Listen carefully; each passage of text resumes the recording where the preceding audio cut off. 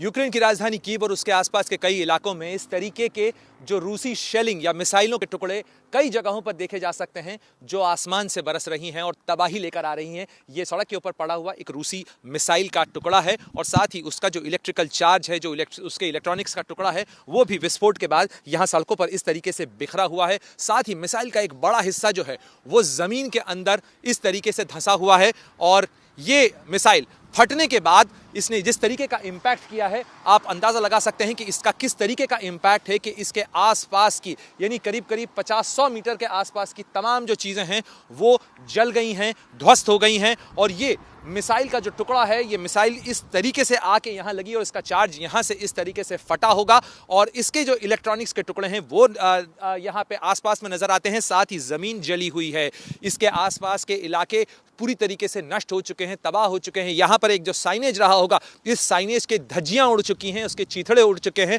साथ ही उसके जो तार हैं वो लटक रहे हैं। साथ ही आसपास के पूरे इलाके के अंदर कांच ही कांच इस समय बिखरा हुआ है, क्योंकि जितनी भी चीज़ें यहाँ पे इसके अंदर लगा हुआ कांच था, चाहे गाड़ी के अंदर लगा हुआ कांच था, वो तमाम चीज़ें जो है वो किरचों में बिखर चुकी हैं, टुकड़े टुकड़े हो चुकी हैं। और इस तरीके की जो बमबारी है वो लगातार यूक्रेन के कई शहरों में हो रही है, चाहे खार्किव में हो, चाहे सूमी में हो, चाहे मरियापोल में हो या माइलाकोव में हो। इन तमाम शहरों के अंदर लगातार इस तरीके की बमबारी, इस तरीके की जो तबाही है वो उसका मंजर नज़र आता है साफ तौर पर।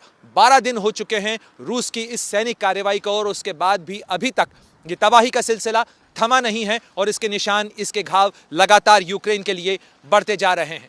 कैमरामैन मुकेश के साथ Pranay Upadhyay, Kyiv, ABP news. Punjab ते पंजाबीयत दा परछावां, पंजाबी साडियां बावां, एबीपी सांझा। हुण देखो अपने टीवी स्क्रीन ते टाटा प्ले चैनल नंबर 1929 ते। एबीपी सांझा देखण लई अपने केबल ऑपरेटर नूं अज ही संपर्क करो। एबीपी सांझा, जोश, जज्बा, जुनून।